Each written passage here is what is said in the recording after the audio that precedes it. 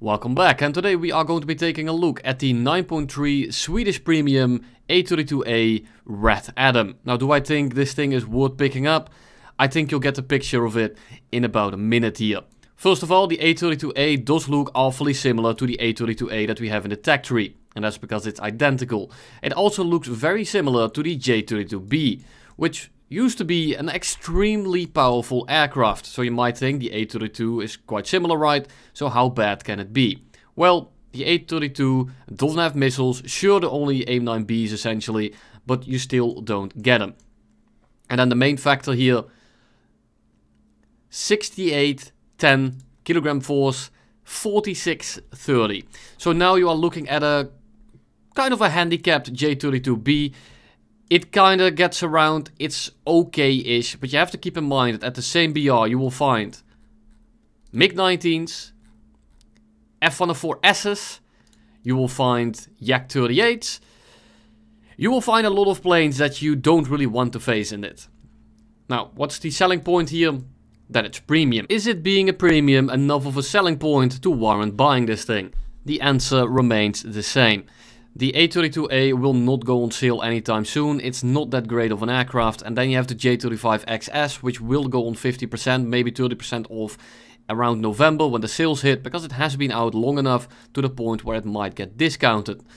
Something that a lot of you might have waited for quite a long time. The J35XS is pretty decent. The A32A is a borderline waste of money. Now, if you are here just to see how to fly the A32A because either you bought it or because you're struggling with the regular one in the tech tree, I hope you've come to the right place.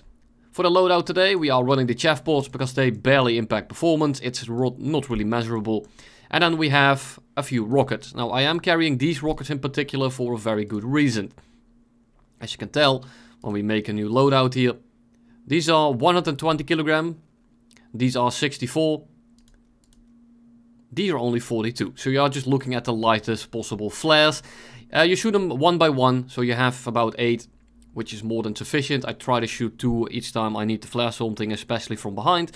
In the head-on sometimes as well. Just having a few more extra is very welcome. However, keep in mind, Gepards will shoot you just because you have ordnance on. But without further ado, let's get right into it. So we are gonna fly this thing exactly how you imagine it. You have to kind of just fly around the map, hoping for targets that aren't paying attention, targets that are worse than you. Planes like the A4E, for example, that you can dogfight. The maneuverability of this thing, it's not as bad as I thought it was. Now, I'm not gonna tell you that it's fantastic and that you are gonna carry matches in it.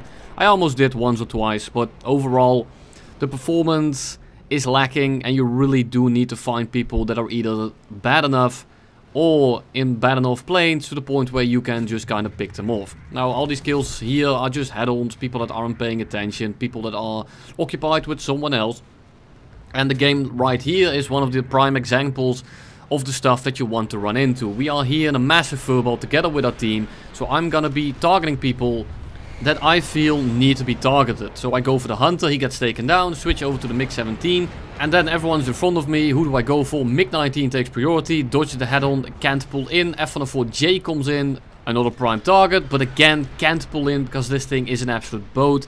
And then I want to take a look at who to engage, because my team is just one big hive mind and they will all pile up on the same guy. So I try to go for a different one to make sure that they don't get licked up by some random bozo because they were too much paying attention to the same dude.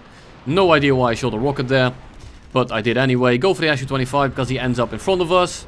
Nothing really happens, he gets taken down by someone else. And now we have 2 MiG-21s in front of us. Who do we go for? And I want you to take a look at my team, because I have no clue what that target prioritization is here. I go for the left one first, because he's closer as well as behind. But then everyone switches over to this MiG-21 to quote-unquote save the F-104. Everyone ignores the guy in the back here, and he just gets the ability to pull in and sit on the 6 of about 6 people at once. Look at them on the left. There's like 5 guys running a train on the same MiG-21 and the other one just gets the ability to pull in. Of course, in this sense, not really a big deal. The game is over anyway, but I hope you see the implication of it. Su-25 goes for us. We have rockets. There we go. Our 60M doesn't track. We get away scot-free. And that's really the reason you carry these missiles, A-10s and Su-25s. And it's also very nice when you get a T2 on your 6 with the new AIM-9Ps or Yak-38 with the R60s, the regular ones. And it's just nice to have the ability to somewhat flare even though they're not always that consistent. But having the ability to do so when you might not be going the fastest to actually kinetically dodge them is definitely welcome. And here we have the best game that I got in the thing. We go head on with 2 A4s, not really a big deal. We go up and over, and we should lose a lot less speed than them. We do have an afterburner, we are faster than them, especially at altitude. And we should be able to just kind of clean them both up. I go for the first A4E, but I notice that the second one is also turning in. And I don't want to get the second one on my ass as I'm going for the first one. So hold the trigger down, shoot him, hit him again. Seems to be crit, damaged enough, not sure how he's doing, but I'm just gonna leave him. I don't care if he survives. I'm gonna go for the second one so that my G91R3 has the ability to breathe. Shoot him down as well. First one bails out, and that's a nice little double kill to start off the game. Now, who do we go for? I shoot off 4 rockets, because, well, we don't really need them. It's a down tier. So I'm just gonna decrease the weight a little bit. That's about 80 kilograms worth of weight. And every little bit counts in this thing, so I'll gladly shed it. But I'll keep some in case I get missiled by I don't know what. But I have a feeling I need to go into a carry situation, so I'd rather have a little bit of potential flash. They probably won't do me that much good. But at this point, they're not really hindering me, so I'll just keep them for a little bit. So I come in here to help out my teammate. The teammate has perished by the time I get close. F9F not paying attention because I'm diving out of the clouds. Almost get swiped by the Swift, I think it is. F100 on R6. And I think to myself, I'll go for the MiG-19 instead, because he's busy going for the A32A. And I might be able to catch him as he is busy with something else. But he actually kills the A32A. And he just climbs away, and this is why I turn my radar off, because he is now just seeing me, he knows that I'm coming, and he just climbs away, and I can't follow him. He actually turns his afterburners off, so I can't see him anymore, and I'm blind. I don't know where he is, I don't know where he went. He's going somewhere, but he actually managed to fly away from me, and is now back on the deck. There he is. Yeah. He kind of juked me. I should have gone for the F100 instead. But here we are, at least unspotted in the clouds. I instantly turned my radar off because I knew exactly what had caused that first iteration of me losing this guy. And now we're just kind of wondering about looking for who to engage, because I can't see everyone. I don't know where everyone is, which is kind of annoying. We have a MiG-19 in front of us, we have an F100, an F4D, which all 3 of those planes will absolutely rinse my ass. And then we also have an F32A, which is very annoying to deal with, an A4E, which isn't that much of an issue. But he's just gonna be mildly annoying. A5 kind of just flies underneath us. He is spotted by my teammate, and I just come out of the clouds. I jump him, and we just leave again. Now we have a MiG-19 riding us. We have an F4D behind us. We have an F100 behind us, and that G91 is dying right now. And I already know that all these guys are now be looking at me, and they're all going to fly towards me, which is definitely not ideal. We have the F100, who is hopefully about to be out of fuel. The F4D is hopefully out of ammo, because he does have 3 kills and he barely has any ammo. And looking at the average player, he probably won't have much left. The MiG-19, however, is completely committed, and for now I'm just trying to fly away for as long as possible in the hope that one of them fucks off. And the F100 actually does. Here comes the first missile. Not really a big deal to dodge this one. We just kind of pull in. We start turning. Drop throttle a little bit to make sure that we don't compress. Speed back up, because I noticed that he is turning his afterburners off. You can tell by the thickness of the cloud. And then we kind of juke him into taking a wrong line, and we go vertical. He turns his afterburners back on. And now I drop my throttle, because I know that he's going to be whapping throughout this, or at least trying to go fast. And he's going to end up directly in front of our nose. Thank you very much for playing the game. Here comes the F4D. A little bit of a rough spot here, because the F4D outmaneuvers me completely. But I do know that he is somewhat low on ammo, so I'm just gonna try to be as evasive as possible. I notice that he's trying real hard to stay on my 6. But I also know that that thing is super awkward to handle at low speeds. Notice he has his flaps out, so I'm gonna go underneath him. He can neck G, and then we just go into a little bit of a spiral. And because he's going so slow with his flaps down, and I'm expecting him to keep them down in this kind of pitch up. And even if he doesn't, it doesn't matter, because he doesn't have the position nor the energy. Now I should have gone a little bit steeper here and then stall out. I rushed it a little bit, but I had the feeling that I was going to be able to just pull in straight in here. And I mean, it looks pretty good, but he recovers from the stall just before, and he actually starts pitching up again instead of dropping more. So now we need to leave, because I'm just going to stall myself out if I continue this dogfight. And I'm going to run away. Now I don't have any flares left, so to speak. And he still had missile. So he's going to shoot one at us.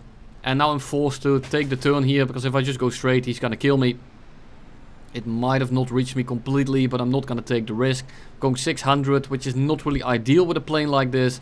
But he really doesn't want to take the head-on, and that's good to know, because I'm just going to pitch up into him here. See what he does. He's trying really hard to stall me out. He probably has like 20 rounds left or some shit. And I'm just going to make him do a full 180 again.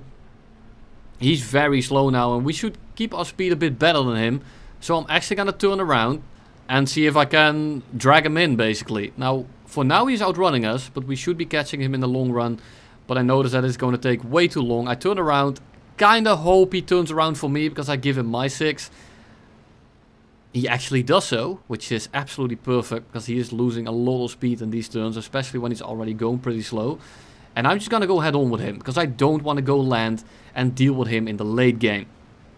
So we push head on here, and he is so shit-show about dodging the head on that he dodges way too early, he dodges way too much, and he just ends up stalling himself out in front of us. And then we get cloud sharked by the F100, a little bit too close. I literally couldn't do any. I mean, we won on tickets, of course.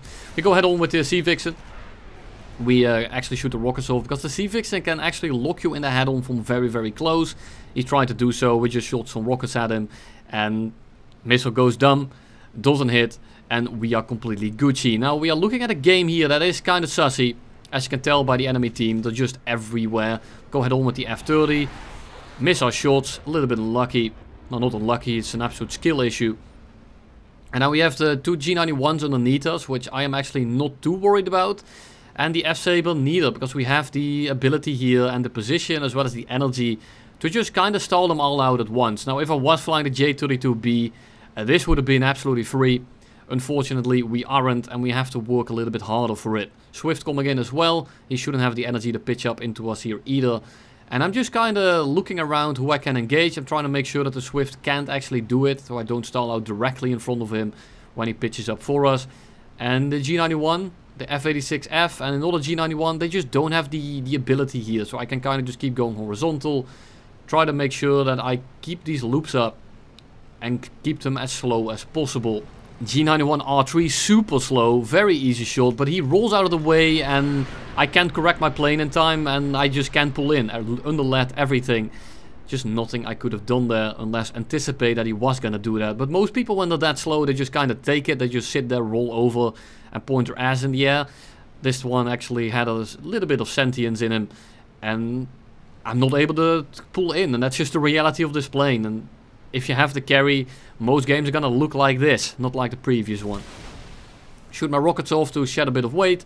Do the same thing with the G91 yet again, but then the Limb 5P comes in and I need to break off, because if I go for him I will lose all my energy, all my altitude, and I will be underneath all of these guys, and if that happens it's over. There is nothing I can do.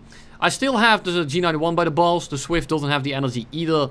Limb 5 I can maybe kill here very quickly, and the J7 I'm just trying to keep this turn up for as long as possible so that everyone keeps burning speed, especially that J7, because I just want him to go as slow as possible so I can actually go up without him just pitching up into me and stalling directly on my ass, which would have been quite ideal. The Swift finally burns up or crashes, I'm not entirely sure what happens, and we again just pull this into a little bit of a spiral. The J7 I should have stalled out here. The Limb 5 is getting dangerously close, but I mean, I'm still somewhat confident that he's not going to be able to do this, because we are going about 700. He's going a little bit slower. We are also above him. He needs to pitch up into us. We need to dodge the Swift, and I'm going to turn the dodge of the Swift into just an energy trap versus everyone at once. We should have a bit of a position here. We go up. And at this point I see that it's completely over, so I'm going to cut my losses and at least show you an energy trap on the Limb 5P. There we go. He goes down and then we dive out, get a lot of separation and somehow win on tickets. Thank you all for watching and you'll see me in the next one.